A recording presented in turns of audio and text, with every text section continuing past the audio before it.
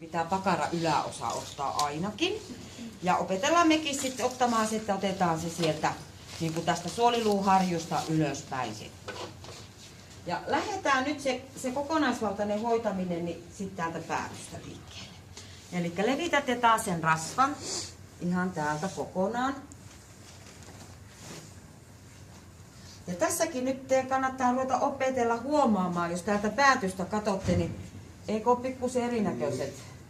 Ja samaten teidän kannattaa miettiä ja katsoa niitä näitä lihaksia muutenkin, niin tästä päätystä sen näkee, onko se tyyny vai onko sä kallellaan? Mullahan tulee aina silloin alasleika jumissa. Mikä sus on vikana? Toinen puoli tulee tästä. No se kyllä näkyykin. Eli ei tarvi iso seppä olla kun kahtoo. Jos te olette tässä, niin te ette välttämättä näe, mutta kun te menette tänne näin ja rupeatte kahtokaapas nyt niin kuin hoitamaan, niin näette suoraan sen eron jo siinä. Toki niillä nämä mukkuraiset tyynyt on sitten, ne saattaa pikkusen valehella. Siitä päätystä näkee aika kivasti, että miltä se selkä niin näyttää. Musta vierestä lähestyy. Kyllä tämänkin näkee, mutta... Eli tässä voisi niin ajatella, että mikä tässä tekee sen, niin oletettavasti täältä on kireyttä löytyy ja sitten kun katsoo tästä eteenpäin, niin tämä puoli muutenkin on kirjampi tässä koko helahoidossa. Just siinä. Tämä aiheuttaa sen kuuron. Joo, siinä on, se on kuortuslumpoon, mutta me ei oteta sitä vielä.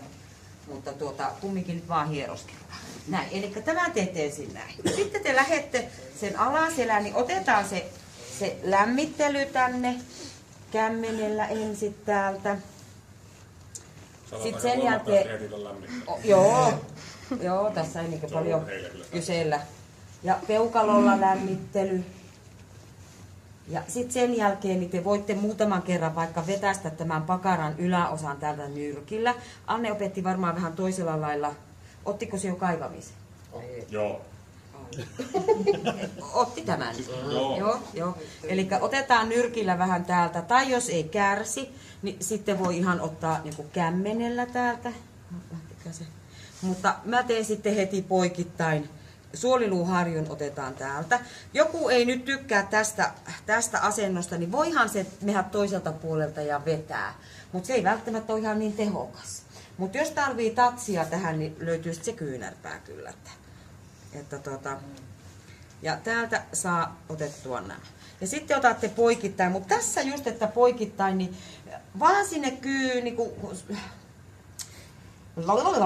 niin tänne kylkiluiden alaosaan ja tämä alasella alueelle, niin voitte vetää niin kuin alas asti. Mutta sitten kun mennään tänne, niin tämä on joskus aika turhauttavaa vetää sen näin tai vetää tästä näin, kun se klimpsii. Niin silloin mä opetan sen kyynärpään, niin se on ehkä tehokkaampi. Mutta tämän te alaselän voitte vetää täältä ihan tänne asti. Ja samaten sitten otatte sen kaivamisen tuolta vähän. Sanoo Jarikin. Voi Risto.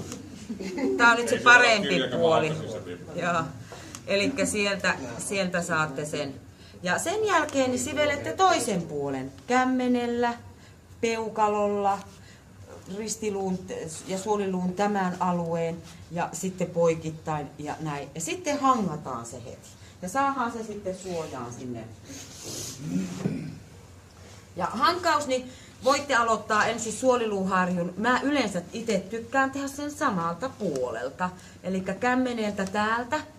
Ja nyt niin jos johonkin tarvitsee peukalohankausta, niin sitähän kannattaa ruveta käyttää. Eli tää on se normaali hankaus. Ja nyt se saisi olla ensin semmoinen muokkaava hankaus. Eli tarkoittaa sitä, että monta kertaa samassa kohtaa niin kuin käydään sitä. Eli tämä nyt vähän niin kuin sitten... Ja sen jälkeen sitten, kun siellä on niitä makeita paikkoja, otetaan se peukalohankaus sieltä. Ja siinäkin pidätte tatsin koko helahoidon kiinni, eli ette yritä jättää auki sitä, että tänne jää koloa vaan ja sitten sieltä. Ja ihan niin kuin tämä koko alue, vaikka peukkuun painetaan. Ja samatin sitten, että hankaatte tämän rangan vierustan sieltä, hankaatte tuolta puolelta ja otitte varmaan peukalohankauksen tänne. Okei, no sitten Elikkä sitten peukalot päällekkäin ja sieltä lähdetään hankaamaan. Tai jos tuntuu taas hankalalta, niin toinen vaihto on ottaa sit sieltä sormilla. Eli te voitte valita, kumpi on se teidän juttu. Mä en taho millään osata näillä sormilla niin puhua. Mutta kyllä tämäkin varmaan tuntuu. Tämä kylmää lihakseen niin oikein hyvä. Eli sieltä vaan laitetaan vähän yhteen ja toisilla painetaan ja sitten lähdetään niin kuin eri kohtiin. Niin tulee jo tehua sitten huomattavasti enemmän. Näin. Ja sitten kun on hangattu, niin sitten voitte vähän vielä niin kuin siveltää, että no okei, näin. Hyvä. Me ei ole kylkivälilihaksia nyt sitten otettu tai näitä alueita ollenkaan. Niin lähdetään nyt lämmittelyä tekemään sitten taas, että jos on kuiva iho, niin joutuu lisätä sitä rasvaa. Eli taas ensin semmoiset isommat sivelyt täältä tuonne ylöspäin. Ja sitten teette pikkusen niin kuin napakammin ja täältä viette tänne leviällä otteella. Eli leviällä kämmeneellä näin. Ja sitten jos tarve vaatii, että siellä niin mä näytän nyt, tulisin sille puolelle, mutta niin sitten saatetaan tehdä, että ruvetaan ihan lämmittelemään ensin täältä näitä kylkilihaksia. Ja sen jälkeen voi, jos haluaa, niin vetää ihan täältä sormilla. Vähän niin kuin kylkiluiden väleihin, vaatte ne sormet. Toisilla näkyy, toisilla ei. Ja sitten pystyy täältä. Mä en kauheasti itse tätä tee. Joku sanoo, että tämähän jää nyt kokonaan käsittelyyn. Mä teen yleensä sen vaan näin, mutta tämä nyt pitää opettaa, kun se kuuluu perusilla. Niin. En tiedä, miltä se tuntuu. No vähän semmonen, että... Läpsy. Joo, niin kuin mulla tahtoo olla, että mulla ei ole mitään ylimääräistä, niin se...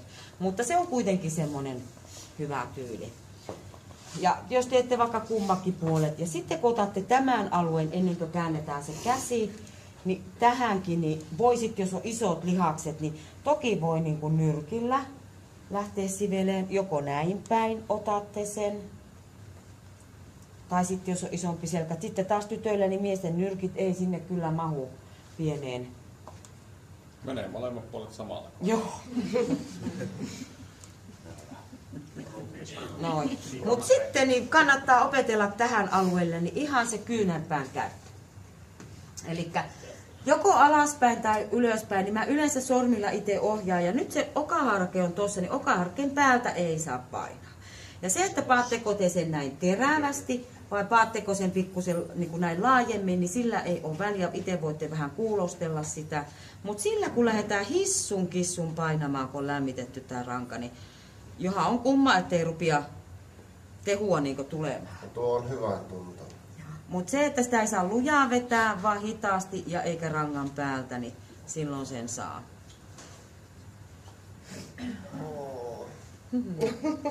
Ja sitten se on itselle kauhean helppo, kun ei tarvitse vaan nojailla.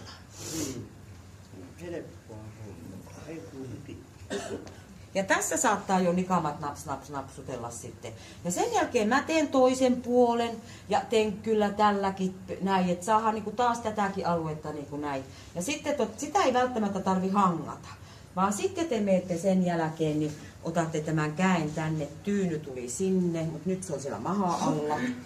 Niin sitten me pannaan se tuonne omiin housuihin ja sen jälkeen ruvettiin tekemään sitten täältä sinne tuonne lapaan päin ja voi vetää alaspäin, voi vetää tällä nyrkillä ylöspäin ja ennen kaikkea sitten niin kuin ajatellaan romboideus minor ja major, niin tonne lapaan päin viistosti, niin silloinhan me tehdään pitkittäin se.